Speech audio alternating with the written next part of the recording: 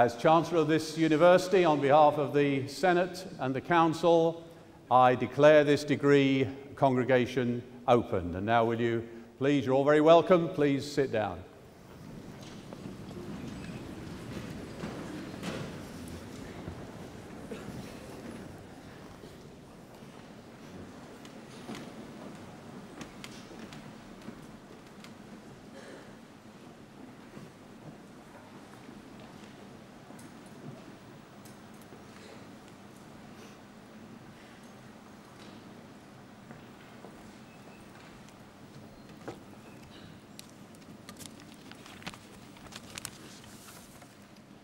My Lord Mayor, High Sheriff of Leicestershire, parents, friends and graduands, as Vice-Chancellor, I am delighted to welcome you to this degree congregation. It is a celebration for all those who graduate today.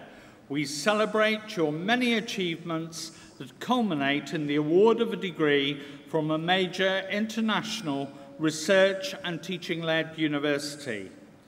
The degrees you have all obtained are the best results ever turned in by Leicester graduates in the history of the university.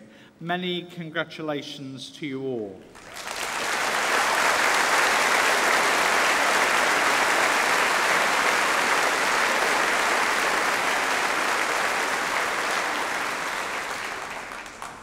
Today is your day. It is very special for you and your families, and we hope that you will continue to follow the fortunes of your university that has developed a very distinguished record. We have approximately 23,000 students this academic year, and there are 4,000 people who work within the university. And altogether, it produces a turnover of £276 million. So we are a very large business operating in an increasingly commercial way. But education remains at the heart of all we do. Leicester has a strong reputation for being a research-led institution, but one that also considers teaching of equal importance. For us, having students taught by leading researchers is key to your development and the way in which you are inspired and will go on to inspire other people. We hope, in fact, that many of you will continue on a postgraduate career, either immediately on graduation or while doing a full-time job. Leicester has been at the forefront of major discoveries throughout its history. As many of you will know, Sir Alec Jeffreys discovered DNA genetic fingerprinting here in 1984 and continued working for the university until he retired last autumn. And Professor Ken Pounds, who is being awarded a Distinguished Honorary Fellowship later this week, discovered black holes in the universe during the 1960s and is now working on supermassive black holes. The university is also renowned for the work of W.G. Hoskins on English local history and the English landscape. And of course, most recently, Richard Buckley and the team he led from archaeology and ancient history, genetics, engineering, pathology, and many other subject areas. Together, they have made the highly publicized discovery of the remains of Richard III in a local car park. None of this highly significant work would have been possible without the university and the way in which its staff inspire students to undertake research in areas they find fascinating and then go on to impart their knowledge and enthusiasm to students as part of their day-to-day teaching. This is at the core of higher education in its best form. All universities make major contributions to the communities in which they are located. They make contributions to economic development, to sport, culture, and the arts. This year, the university is celebrating the 12th anniversary of its annual sculpture show in our Botanic Gardens, exhibiting works from many sculptors who are well acclaimed nationally and internationally. Indeed, it is an especial pleasure this afternoon to welcome Almuth Tebbenhoff to this degree ceremony, because she is not only an honorary graduate this afternoon, she is also the curator of this year's sculpture show. She also curated the show last year. And I do strongly recommend that you go and visit this show, which is free and open to the public all the way through to the end of October. And we do see this as a very important component of the university, so do go and enjoy it. We do, however, live in challenging times, and university funding is being cut dramatically by the coalition government. And as a consequence, research councils and other bodies have fewer resources to distribute. But we need to continue to invest in our infrastructure, to develop new buildings, to continue to be able to hold high-quality events on our campus, to attract rising stars to the academic team, and maintain our estate in ways that attract the best students who are, quite rightly, becoming more focused on customer service and value for money. We hope you will continue your association with the university by supporting us in the future through the many activities of the Alumni Office, whose members are present today and can provide you with details about keeping in touch. Now, despite it being challenging times, Leicester continues to be highly successful and highly placed in the league tables. This summer, Leicester has been placed in 16th position out of 125 universities in the Complete University Guide, and has also been placed 13th out of 125 in the Guardian League tables. We look at this all very carefully, and on the basis of looking at these two sets of results, I feel very confident in being able to say to you that the Guardian is the most reliable guide to English higher education.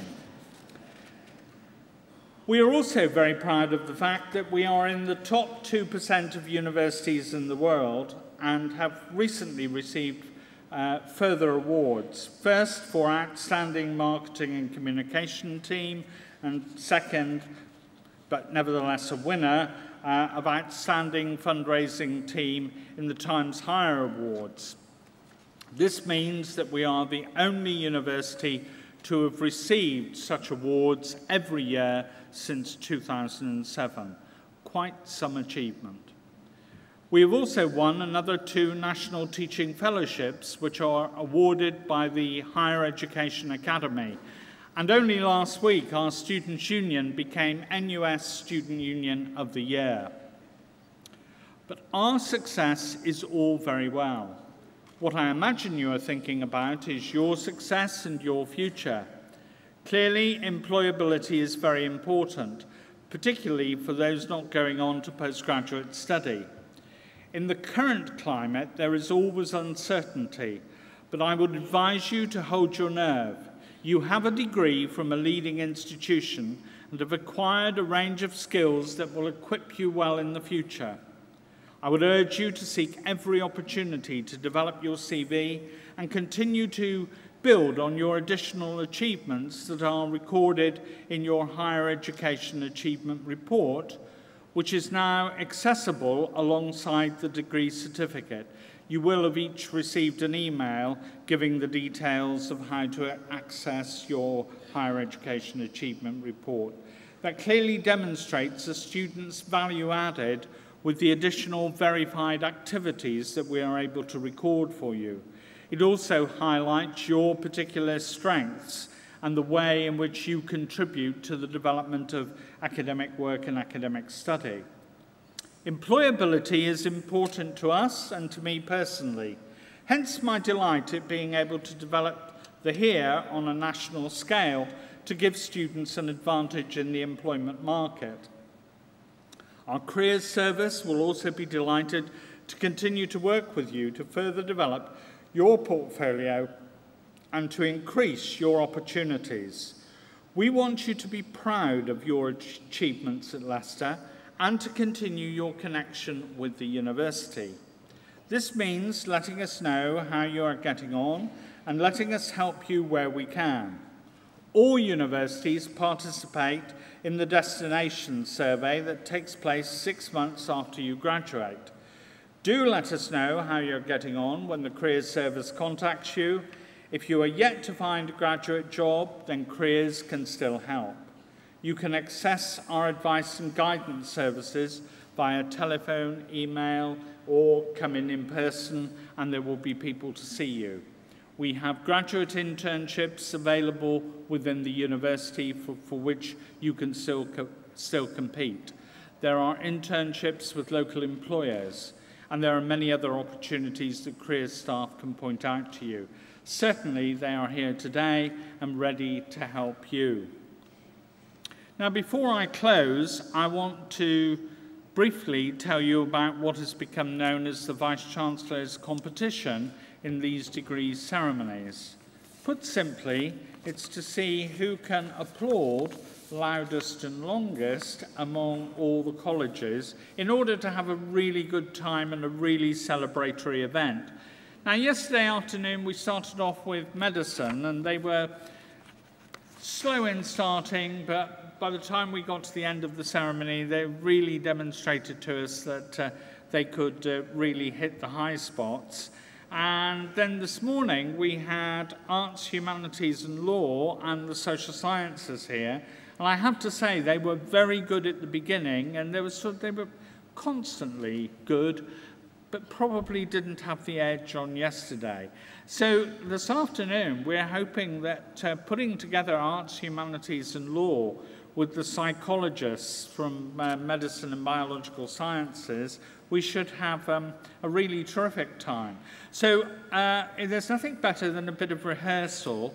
So what I'd like you to do is to join with me in showing your appreciation for your parents, relatives, friends and sponsors who have supported you through the university. And all I'll give you as a clue is it sounds to me from the previous two ceremonies, it's not restricted to applause. So I leave you to decide on what is appropriate in these circumstances. So I would now ask the graduating class of 2013 to join me in a round of applause for all those people.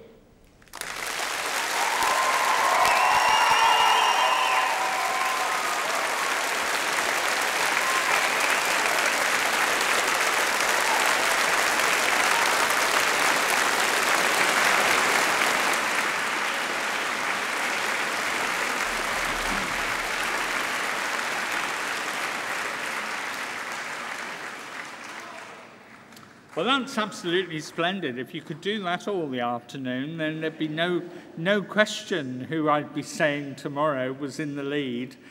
So have a really enjoyable day with us, and on behalf of the whole university, I wish you every success in your future lives and careers.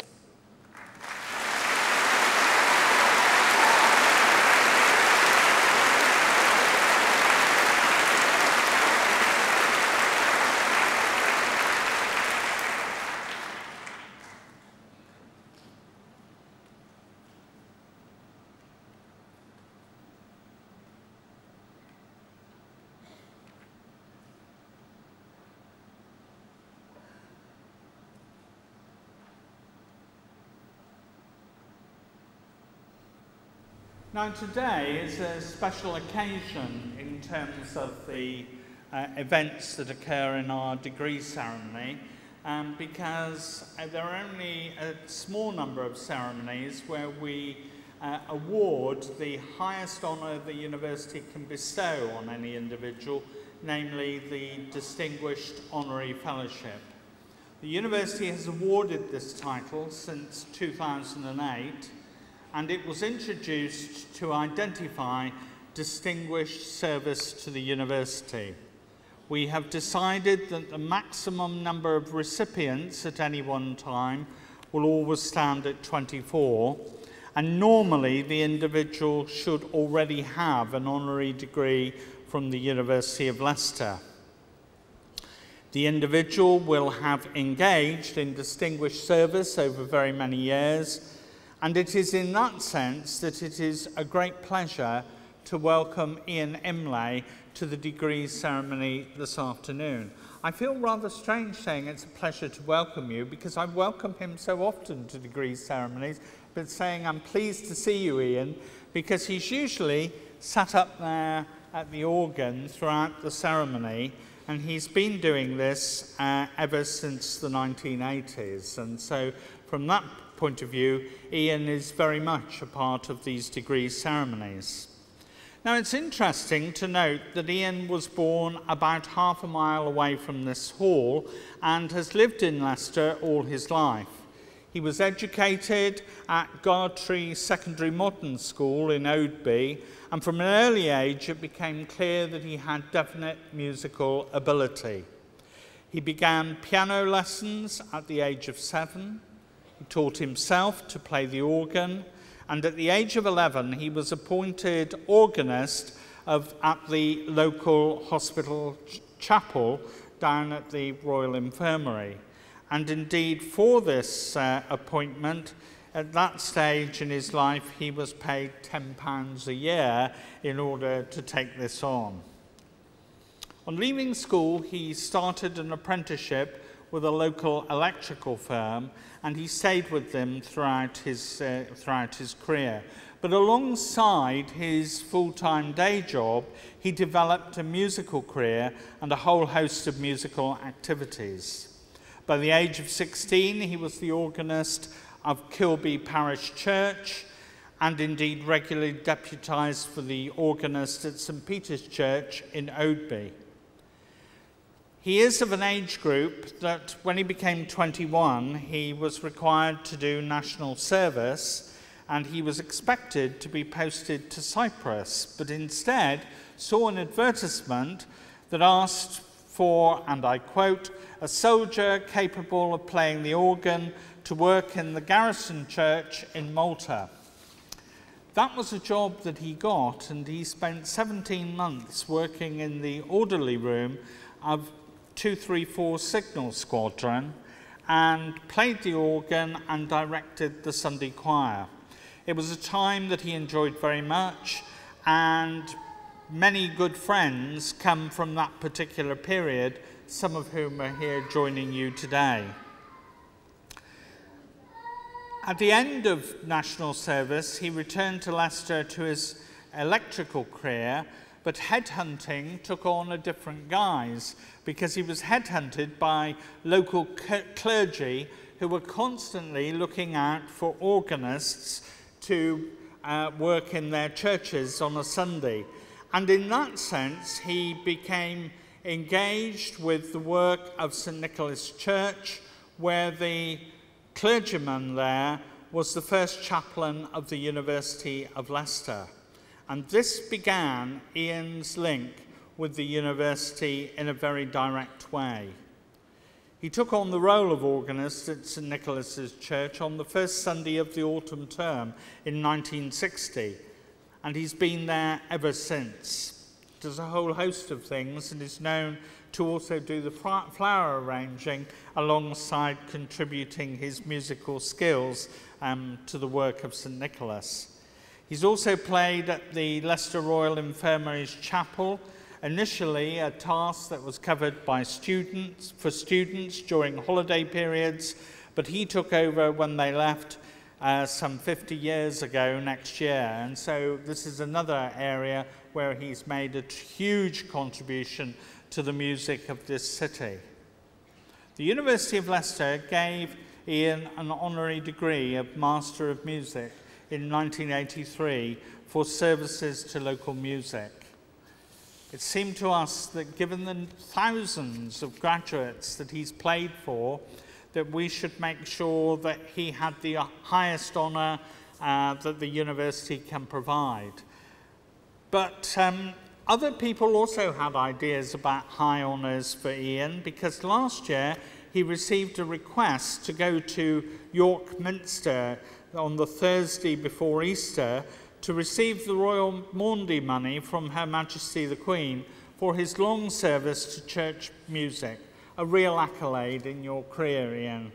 And indeed, it is our turn today because we would like to join with others in presenting you the Distinguished Honorary Fellowship of the University as our way of saying thank you very much for the huge enjoyment that you have given graduates, parents, relatives and friends. And for those of us who come regularly to these events, we are only too pleased and delighted to be present when you are here playing the organ for us. So it gives me great pleasure at this point, Mr. Chancellor, on the recommendation of the Senate and the Council, I present Ian Imlay that you may appoint him Distinguished Honorary Fellow of the University of Leicester.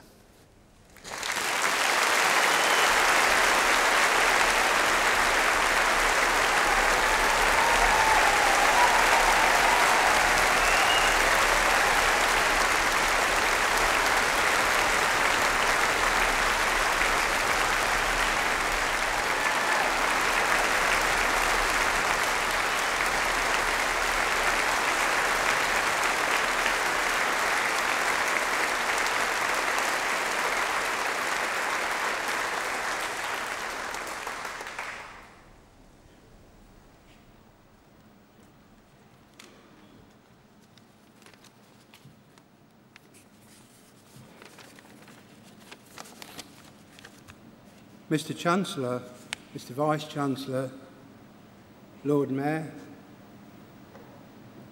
graduates, my choir, can't leave them out, they've got to sing. Thank you so much for your kind words, Vice-Chancellor, and thank you so much for your applause. It means a lot to me for you to award me this Honorary Distinguished Honorary Fellowship and for your kind words. I feel so honoured. In fact, you made me feel like a king. I've been referring to this ceremony as my coronation for some time. In 5 days' time, it will be exactly 30 years since this university awarded me with the Honorary Degree of Master of Music. But I didn't have to make a speech on that occasion. July the 15th, 1983, apart from it being a great day, we were in the middle of a heat wave, and I well remember we nearly all melted on this stage. When word got around amongst the St Nicholas singers regarding this award, several of them said, "Can you get us a ticket?" Clearly, I couldn't ask for that sort of number. Then I thought, if we could invite enough singers to sing something, those who wanted to come back would be welcome. The Vice-Chancellor agreed to this, and this is the response. Many of the singers are Leicester graduates. Some of them graduated in the 60s when the ceremonies were held in Queen's Hall and were quite a small affair. I know they are thrilled to come back to see this grand occasion and to see how the university has grown. I really can't thank them enough for coming back today. They have travelled from all parts of the country to be here at their own expense, and I know their music will enrich this occasion.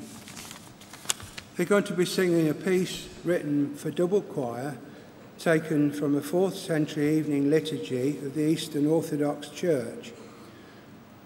The translation is that of John Keble and the music by Charles Wood. The title is Hail Gladdening Light. Today's ceremony falls at a time when we're celebrating the centenary of this fine concert hall. Since 1913, Leicester people have been entertained, thrilled or inspired at De Montfort Hall. It cost £21,000 to build, and even then they overspent on the original estimate. Some people at the time said it's far too far from the town centre. No one will ever go there. How wrong they were. The hall is renowned for its natural acoustics and for the lovely grounds in which it stands. The organ reaches its 100th birthday next year and is a fine instrument built by tailors of Leicester, so you could say it's tailor-made. It cost £4,000 and was a gift of Alfred Cora, a leading hosiery manufacturer. He lived at Scraptoft Hall. Alfred Cora was himself a keen organist and on a number of occasions would bring some of his workforce from the factory to give them a recital. The organ is blown by a single 10 horsepower motor, and there are 4,600 pipes ranging from the size of a small pencil to the lowest note on the pedal organ, which is 32 foot long and made of wood. Mr. Steve Taylor, the grandson of the organ builder, worked as a lab technician in the physics and astronomy department of this university until his retirement in 2007. He told me that when his father was just 6 years old, he was taken to Taylor's organ workshop, and they just finished making the longest 32-foot pipe, and it lay on the workshop floor. The little lad did no more than take his jacket off and crawl through the pipe. I'm normally a quiet person, but given the chance to play a large organ, the temptation to pull out all the stops and see how loud it will go is one not to be missed.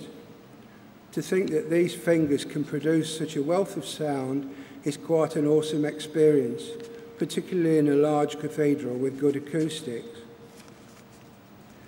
Your applause for the Vice-Chancellor's competition was very good, but when I've got this organ flat out, I reckon I can make your applause sound like a whisper.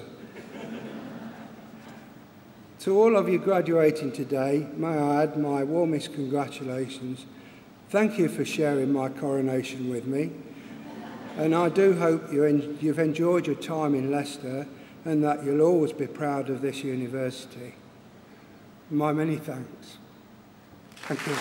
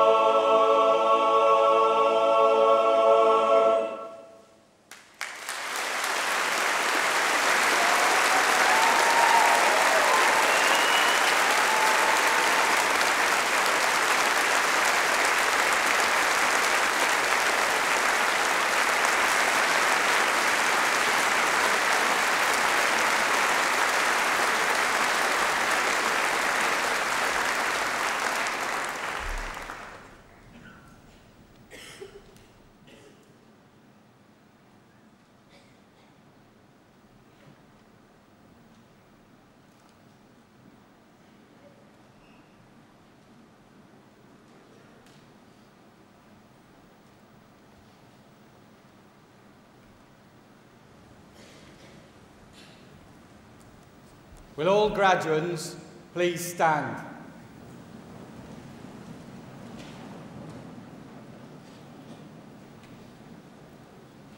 By the authority of the Senate, I admit candidates both present and absent to the several degrees for which they are presented.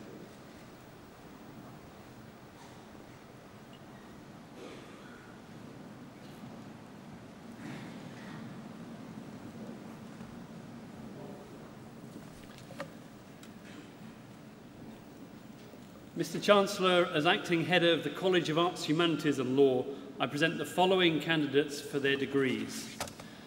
For the degree of Doctor of Philosophy, Alan Kerwin.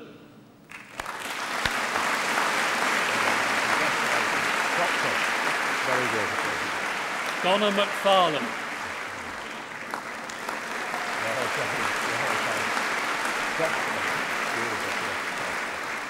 Claire Mendez.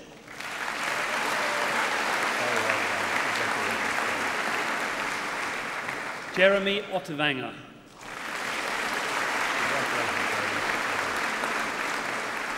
Jennifer Walklate.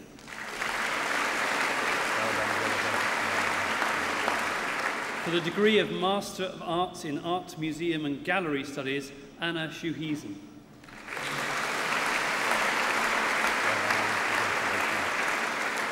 For the degree of Master of Arts in Digital Heritage, Pernille Felt.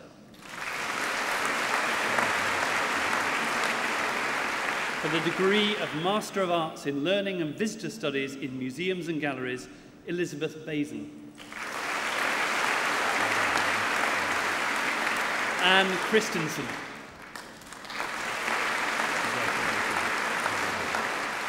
Maria Ciaceri. Daria Della Chiesa. And Jan Ibbison.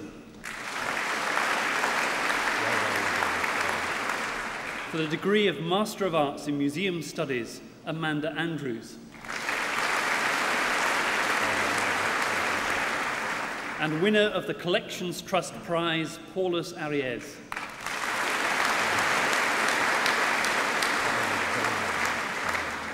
Jennifer Brookman. Catherine Brown.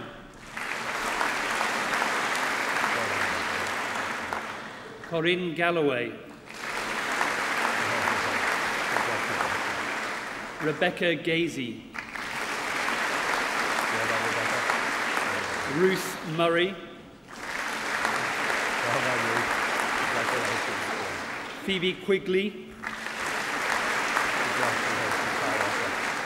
Jenna Rose. Julia Smith. And winner of the Professor Susan Pearce Prize, Abigail Smythe.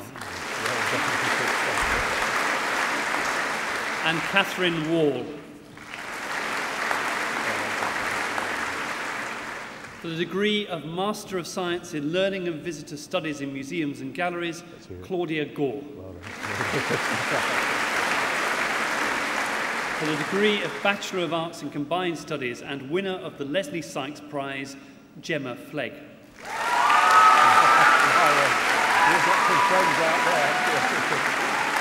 And Anita Stern.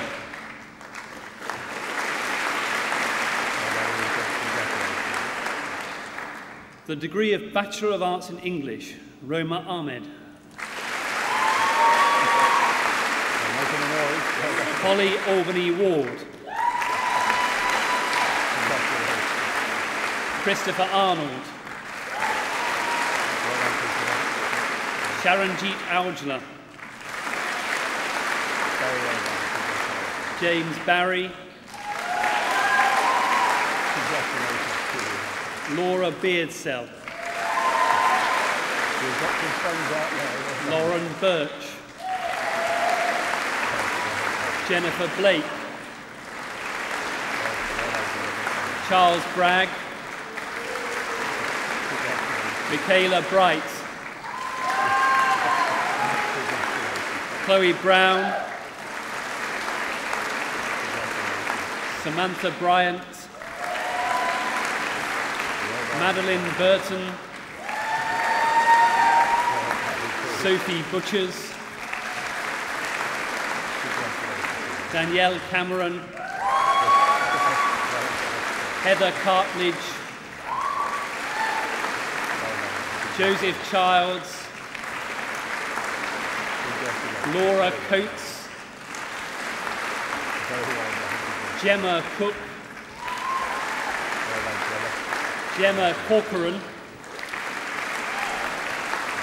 Charlotte Cross, Sion Crowell, Jane Daniels, Joshua Danzig, Chloe Davies, Amy Davies, Mark Ditchfield,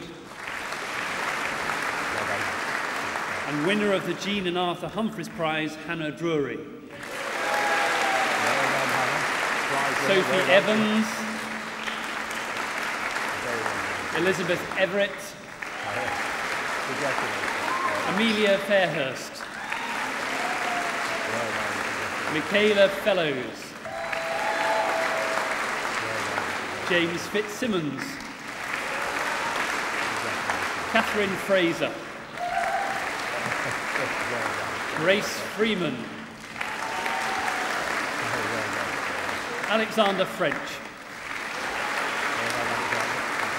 Elizabeth Fry, Anita Fugady, Elliot Goff, Amy Green, Christy Creswell, Zara Hackmain, Laura Harris, Amy Harrison, Laura Hill, Catherine Hucklesby, and winner of the Dr. Wallace Henry Prize, Jennifer Hughes. Robert Humphreys, Joseph Idison, Benjamin Jones, Calandra Jones, Jennifer Kay, Emma Keir, Cara Lai, Joey Lee, Emma Little, Hamza Malik, Sohail Marcola, Catherine McCulloch, Lisa Mitchell, Daniela Morley,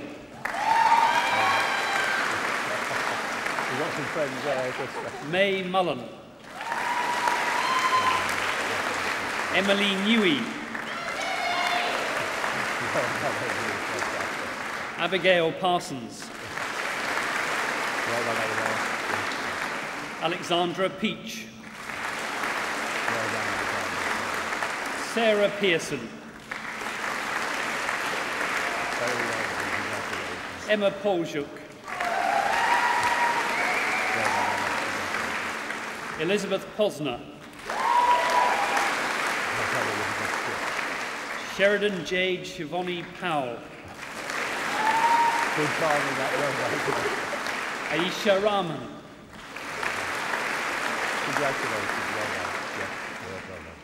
Rosie Reed,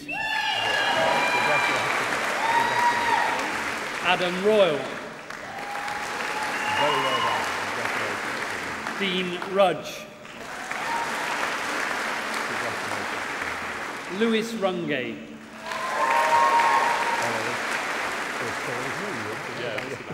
Lillian Scott Clash.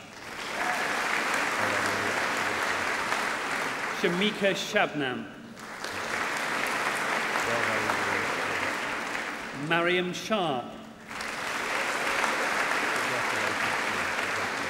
Gurinda Sidhu.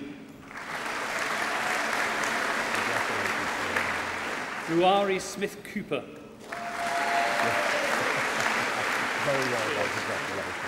Rachel Story. Harry Sullivan. Rebecca Tate. Anastasios Siamuru. Ginny Turnell. Harriet Veal. Thomas Walker. James Warlock. James Ward. Stephen Wilcott. Rhys Williams. Rachel Woodliff. Minu Yadav. And Natasha Zielinski. For the degree of Bachelor of Arts in English with a year abroad, Bethan Breeze. Genevieve Buckley. Hannah Davis. And winner of the Waddington Prize, Nicholas Edgeworth.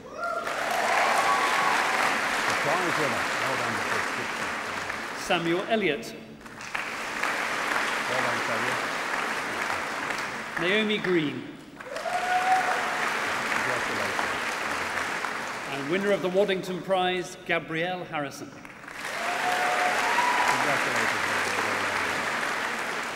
Sampreet Janjwar. Emily Jennings. Jessica McFadden. And winner of the John Coleman Creative Writing Prize, Miranda Soley. James Steptoe. And Shari Tyndall.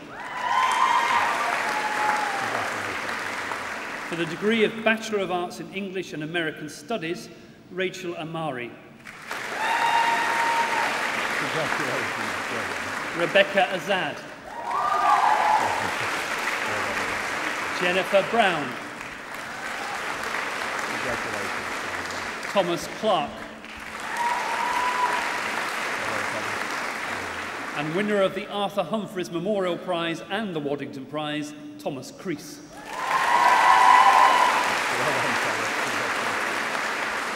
Ali Adala. Rebecca Foster. Amelia Hendry. James Hewson. Rebecca Jarvis. Lauren Murphy. Anthea Opong Kwarteng. Catherine Peach. Avneet Upal. Nicola Wilson. And Kate Wright. For the degree of Bachelor of Arts in English and American Studies with a year abroad, Rachel Adamek. Jessica Bacon. Isabel Bartle Tubbs. Nicholas Beachy. Simon Fisher. Sabrina Gill. Well done, Sabrina. Congratulations. Joseph Hanley. Well done, Joseph. Verity Lum. Congratulations. Olishay Ogenshekin. Well done, congratulations. Olivia Osborne. Hello, Olivia. Well done. Amy Parsons. Well done. Very well. James Taylor.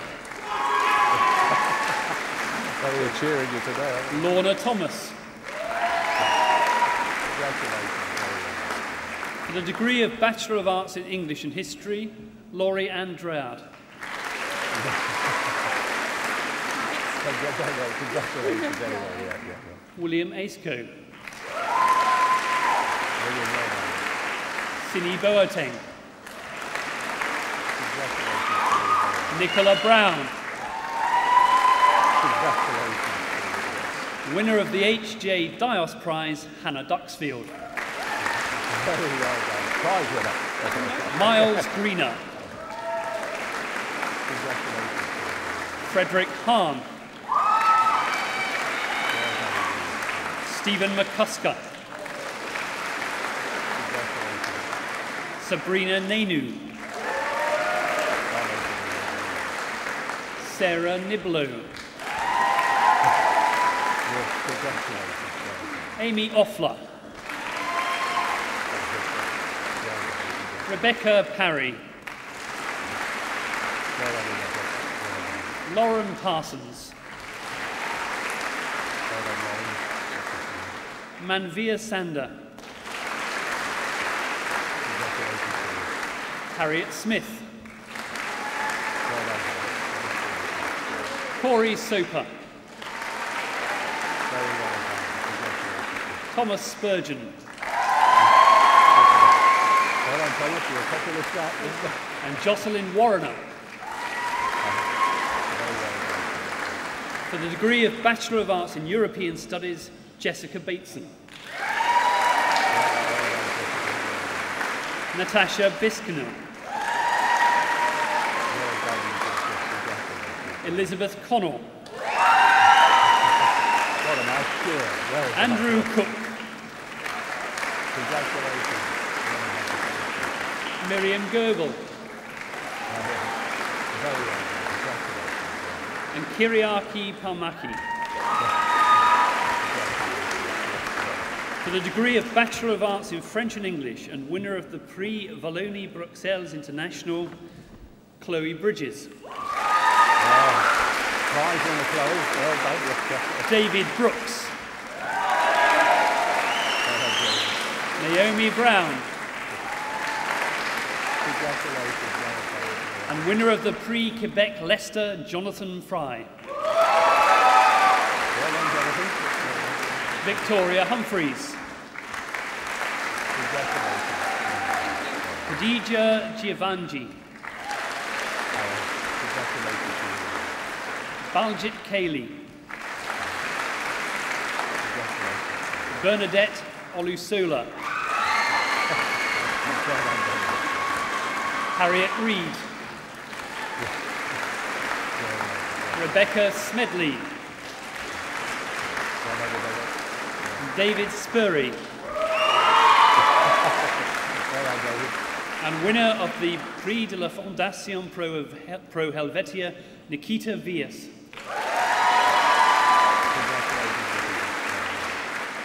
For the degree of Bachelor of Arts in French and Italian, Andrea Antonio. Elizabeth Fitzgerald. And winner of the Swiss Council for the Arts Book Prize, Michaela Miller. Sarah Rickson. And winner of the West End Memorial Prize, the McWilliam Memorial Prize, the Prix Quebec Leicester and the Prix de la Fondation Pro Helvetia, Joseph Walker. How many prizes is that? For the degree of Bachelor of Arts in French and Spanish, Laura Chapman. Robert Cottage. James Hales. Jenna Healy. Sophie Hurst.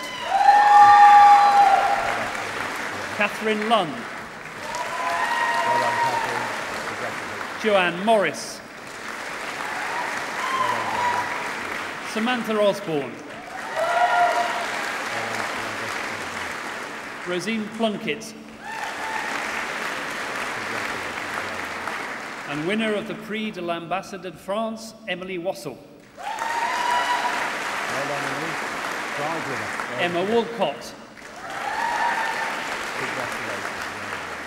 And winner of the Prix Wallonie-Brussels International, the Prix de l'Ambassadeur de France, the Premio Cervantes and the Premio Hispanidide, Charlotte Woolley.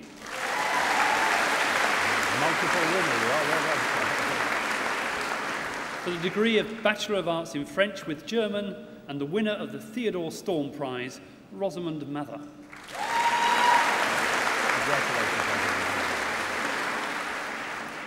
For the degree of Bachelor of Arts in Italian and Spanish, Victoria Barnett. Zoe Clements. Natasha Madden. And Rachel Nash. For the degree of Bachelor of Arts in Modern Language Studies with a year aboard, Daniela Chung. Adam Dean. Emma Latimer. And Charlotte Sullivan. For the degree of Bachelor of Arts in Modern Language with Management with a year abroad, Emma Anderson.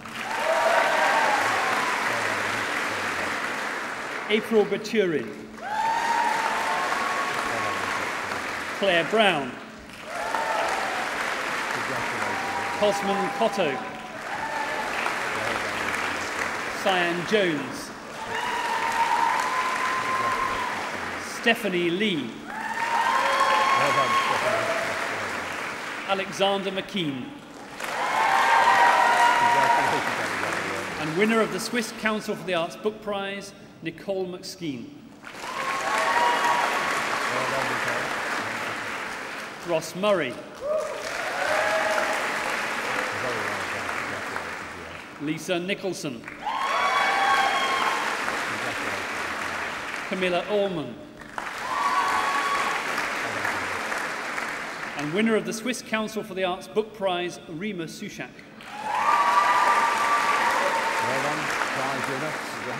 Edouard Villan. And winner of the Prix de la Fondation Pro Helvetia, Benjamin White.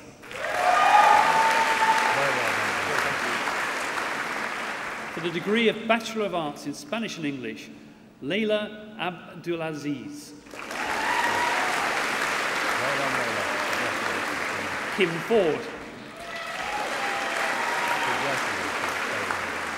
Elizabeth Jeffrey.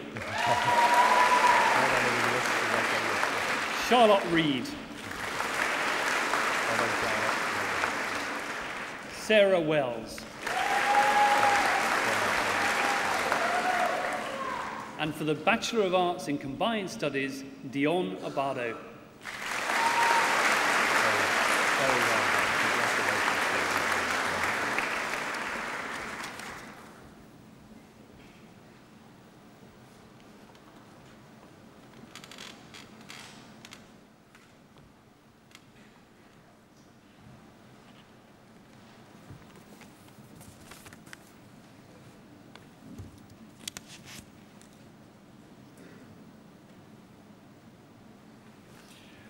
Almuth Tebbenhoff is a sculptor who works in steel, clay, and in recent years, marble.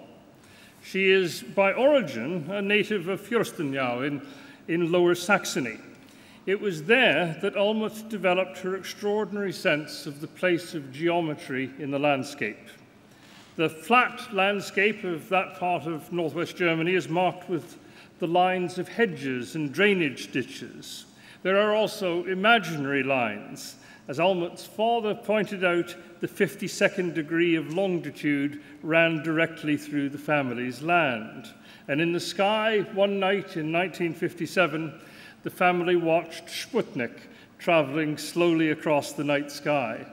In such experiences lay the origins of the ways in which Almuth's geometrical sculptures, particularly those in steel, appropriate their settings as extensions of their geometry. Now, many of Almuth Tebbenhoff's sculptures hang suspended from ceilings or walls, as in our David Wilson library, and again, the origins of this practice may lie in her childhood. During the war, the bells of Fürstenau's St. George's Church were removed to be melted down for the war effort. But one bell was hidden in a farmer's field and raised again when Almuth was very young. Here at the University of Leicester, we associate her primarily with another metal shape suspended in the air, one that is every bit as symbolic as that resurrected bell of Fürstenau. Thanks to the vision of our Vice-Chancellor, the focus of our campus is our new library. And as one enters that library and looks up, the eye is caught by a welded steel installation called Flying Colours, which was commissioned from Almuth in 2008 by our Vice-Chancellor. The vividly coloured rectangular shapes are crumpled, evoking the discarded sheets of paper, the discarded bright ideas that are essential to the creation of new knowledge. The sculpture is thus the emblematic heart of the library, and today we honour its creator. Now, sculpture has not always been the central expression of Almuth's creative imagination. When she first came to the UK, it was to study ceramics at the Sir John Cass School of Art. And on graduating, she established a studio in London and for the next 6 years worked as a ceramicist, all the while developing her interest in sculptural forms. In this period, she also attended drawing classes at the Royal College by invitation of the Scottish sculptor Sir Edoardo Paolozzi. Now, in 1981, Almuth secured a redundant church in Wandsworth, a church hall in Wandsworth, and in her studio there began to sculpt, initially in clay and wood. 5 years later, she enrolled at South Thames College to study metal fabrication. Now, we now think of her sculpture as free-flowing and brightly coloured, like the piece in our library, but at this stage, that stage in her artistic development, her work was geometrical and monochrome, usually grey. Since the 1990s, she has moved towards the idiom with which she is now associated, a style shaped by, among other things, the experience of preparing an installation for Jodrell Bank Science Centre. Hence, I assume the explosive motif in much of her work. And also the impact of a series of visits to the Stroganovska School in Moscow, in which sculpture often seems to be informed by industrial engineering.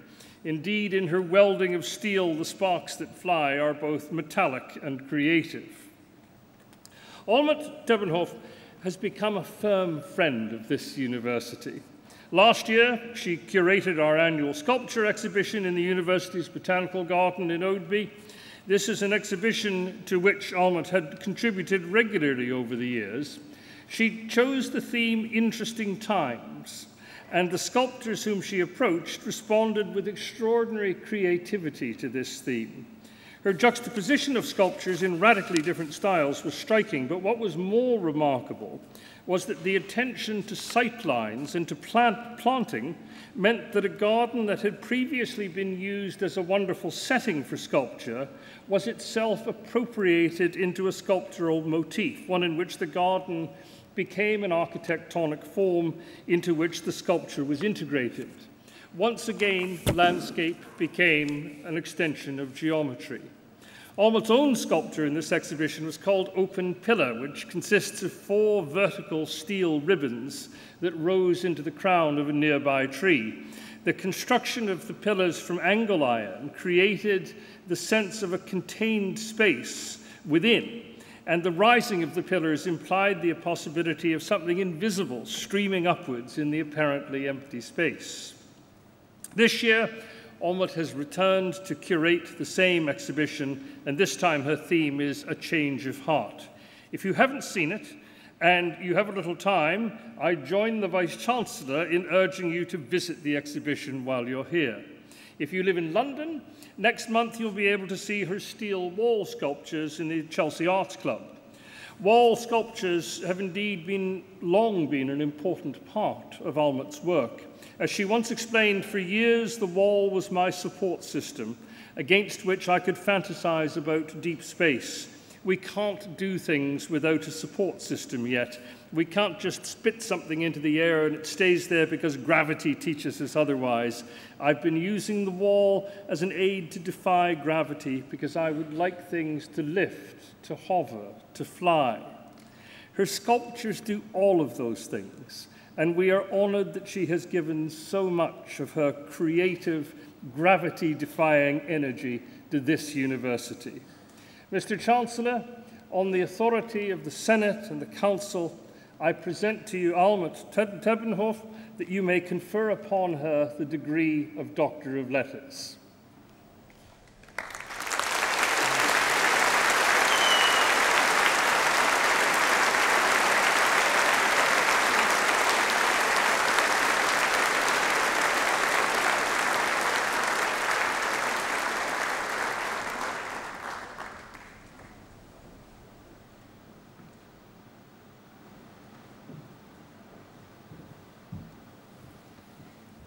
Okay, I'm not going to say much because I'm a visual person and not used to speaking much.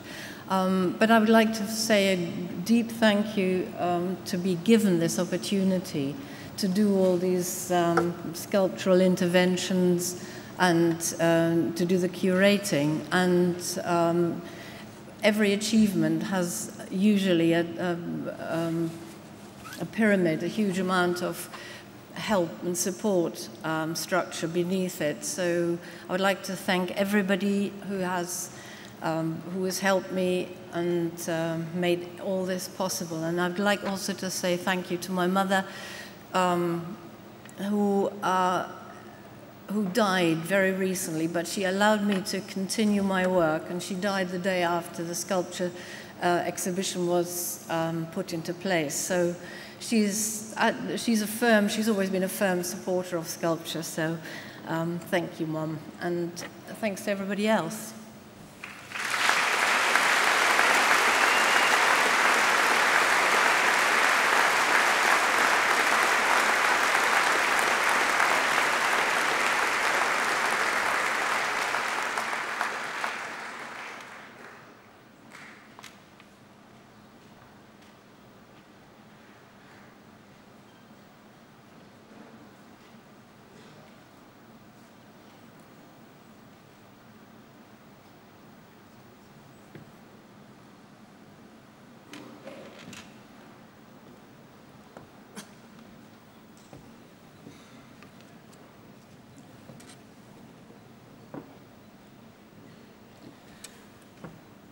Mr. Vice-Chancellor, as head of the College of Medicine, Biological Sciences and Psychology, I present the following candidates for their degrees.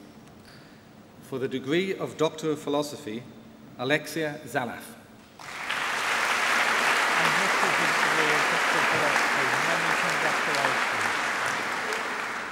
For the degree of Master of Science in Child and Adolescent Mental Health, Mark Palmer.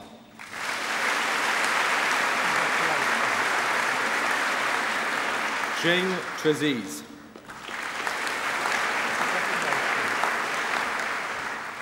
For the degree of Bachelor of Science in Psychology, Catherine Adkin. Bridget Amotin. Katie Astley. Lauren Attack. Belinda Baines. Jaskaran Bazwan. Kavita Bala. Farhat Bibi. Stephanie Bauer. Poppy Brennan. Katie Bullock. Rory Bunker. Melissa Cartwright.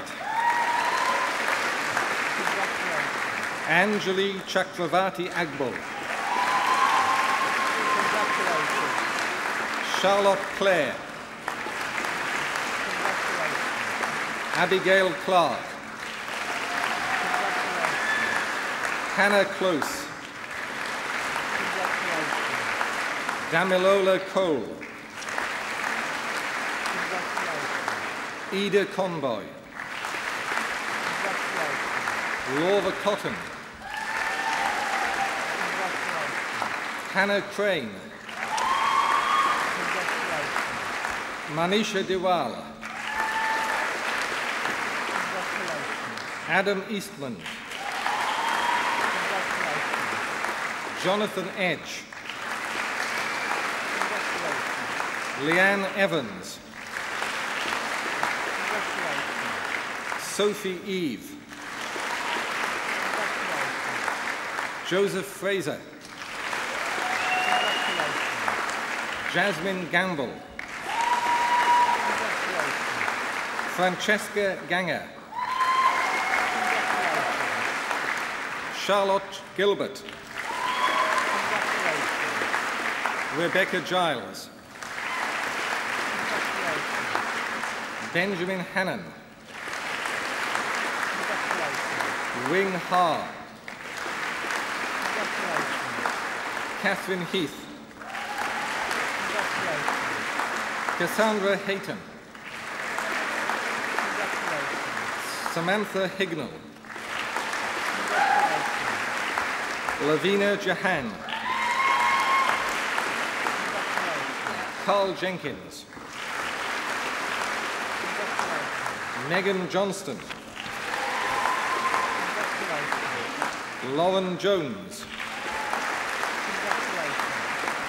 Natalie Jones. Joseph Joyce. Taminda Kalsi. Sunpreet Kandola. Jasprit Kaur. Karina Kelf. Catriona Knight. Danielle Langton. Sophie Langton. Adam Leach. Raminda Lely. Tiz Long. Candace Lewis. Athena Manoli. Helen Mansell. Hayley Martin. James McAleer. Ahmad Daud. Lisa Messenger. Corin Moore. Heather Mosley. Gina Myers. Wing Ng. Chelsea Nightingale. Winner of the Slukin Prize and the British Psychological Society Undergraduate Award, Victoria Nikolova.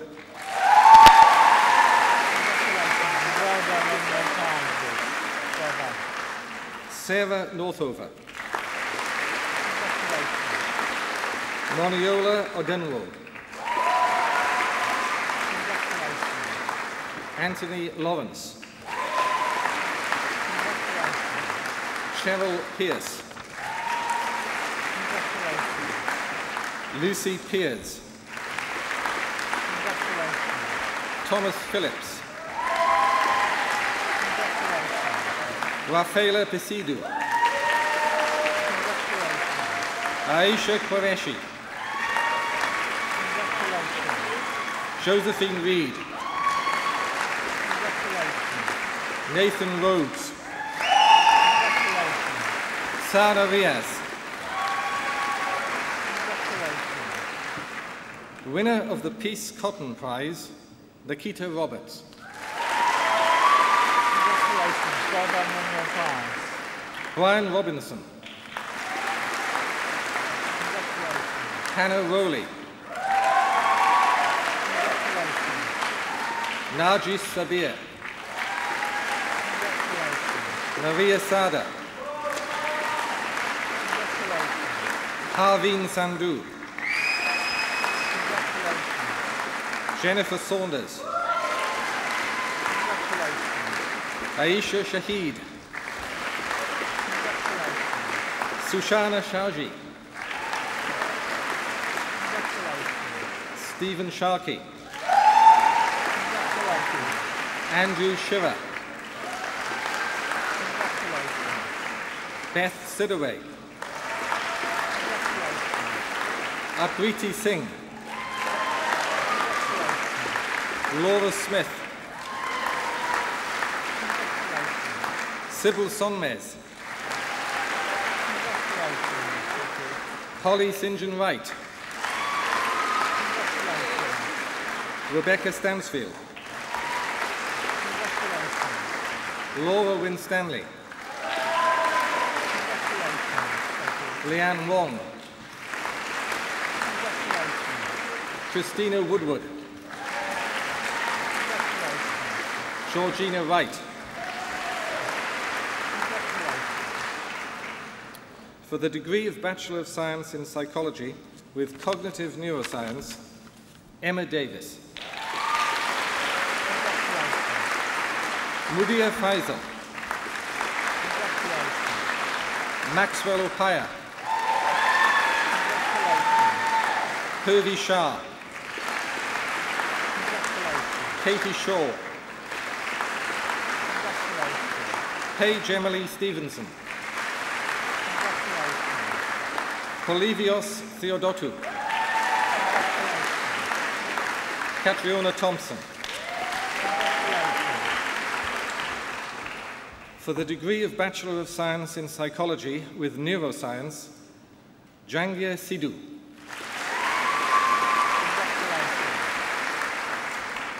For the degree of Bachelor of Science in Psychology with Sociology, Suleika Abdi.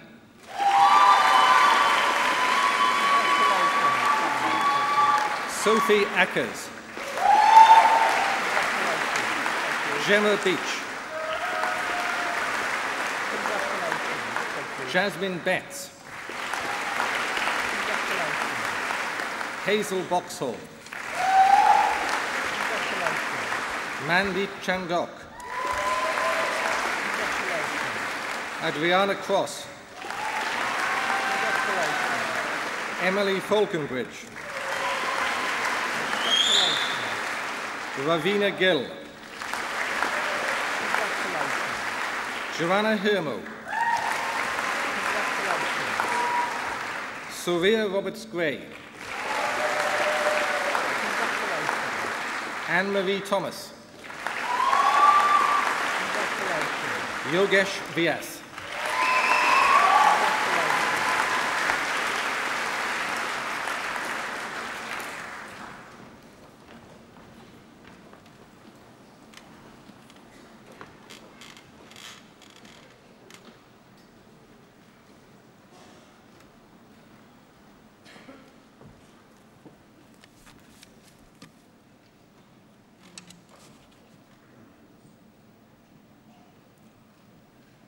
Well, ladies and gentlemen, we're now at that stage in the proceedings where we're close to the conclusion, and I can see you fanning the faces, so I know it's getting warm, and that just remains really for me to say a few words and then to declare the congregation closed. I must say you've been a terrific audience today. You really have.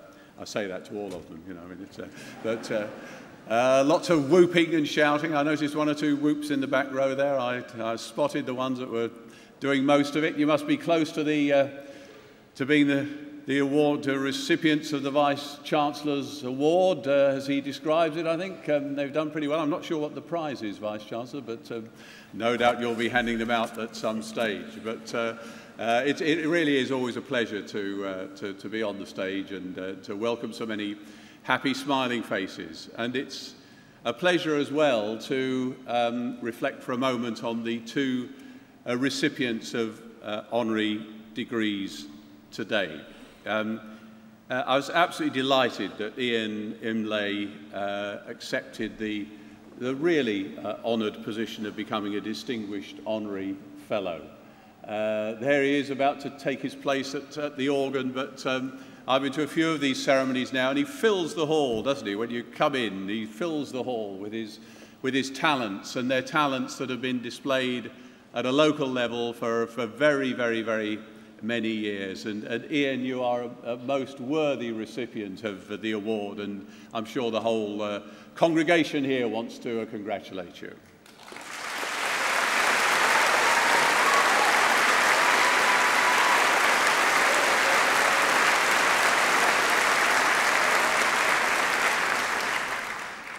And Almuth, in a different way, well, you've certainly got great creative talents, and we've been hearing some of Ian's talents. You had them as well, but in the field of sculpture, and a talent that many of us, certainly me included, can't imagine how you begin to do some of the work that you do. But you've done it with great acclaim and recognised in other countries as well as here. But of course in Leicester we're particularly appreciative of the service that you've given to our university here with the work that you've done, and likewise a very worthy recipient of an honorary degree, and we're delighted to acclaim that.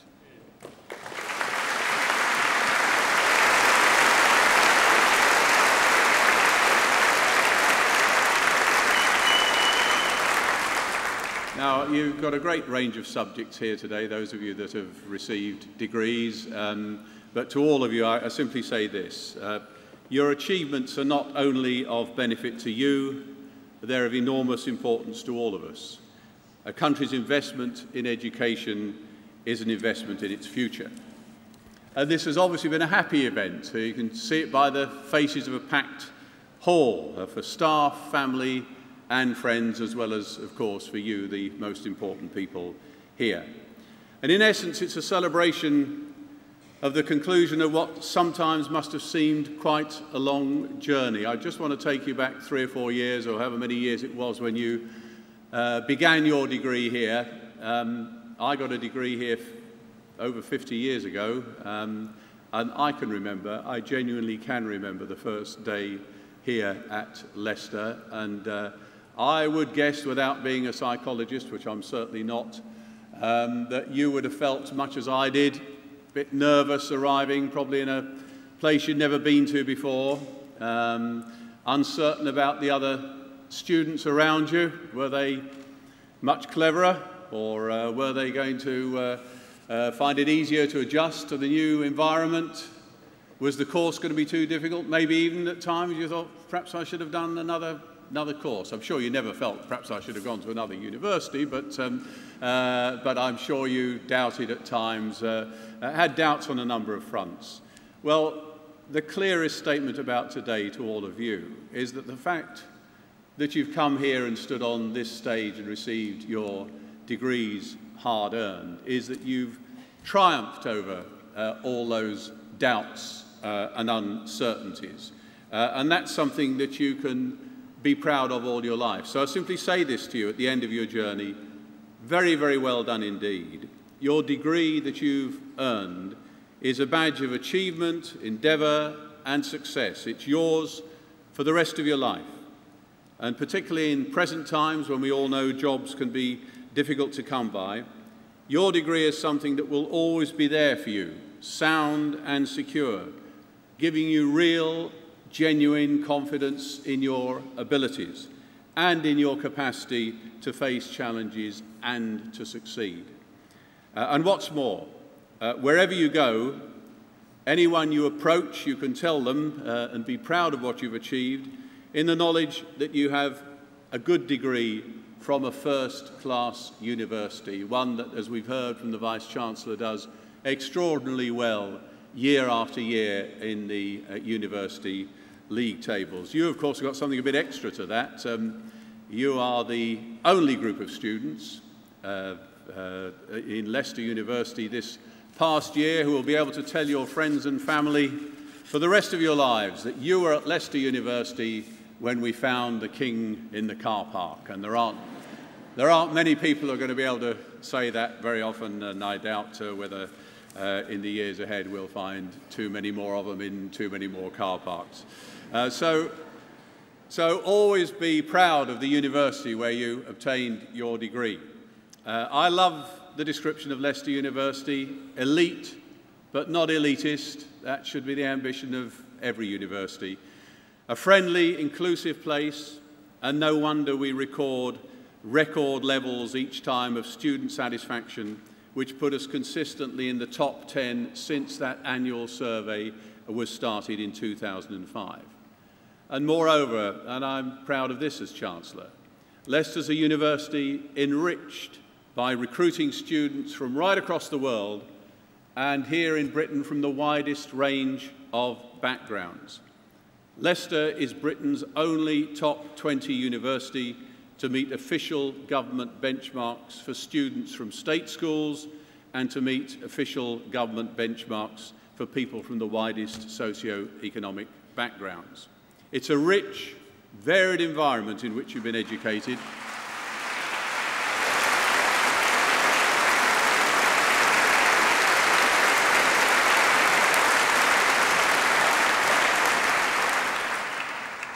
It's a rich, varied environment in which you've been educated, and from that I'm sure you will benefit for the rest of your life. And I also want to say to those of you receiving your degrees today, a simple thank you. During my career, as well as spending a lot of time in politics, I've also spent some time talking to students on graduate and postgraduate courses. You might be surprised to know the debt which staff, many of them on this platform today, the debt which all staff owe to all you, their students, for asking the questions you'd never thought of, for the insights and the enthusiasm and the challenges that students provide. As a teacher, you're always interested in the careers of students after they leave you, and you always feel great pride in their achievements. So I simply say on behalf of the university that as well done to you all, I also say thank you for the contribution that you've made to the development and continuing success of this fine university. And I'm going to add as well a word of thanks which the Vice-Chancellor's already spelt out, and that is to offer thanks to your parents, family and friends who throughout, I'm sure even particularly maybe when you've had doubts and uncertainties, they've been there supporting you, and I'm sure if they're anything like my parents, family and friends, they'll be full of pride at what you've achieved here today. And finally, I just want to say good luck. You might think that's a bit bland and banal, but some say, of course, that luck is one of life's most important ingredients. I certainly know that from my own life in politics, a few votes one way or another can often be the margin which separates triumph from disaster. Whole books have been written on the subject. But I know that your time here at Leicester will have shifted the odds substantially in your favour for whatever may lie ahead. I hope you'll keep in touch and tell us what you're doing, because of course your success, in part at least, is our success as well. Your predecessors have contributed massively to making Leicester University the fine institution that it is today, and I know that you will all, in your own way, be adding to that. So to all of you, I offer the simplest of messages. Well done, thank you, and in the years ahead, every possible success.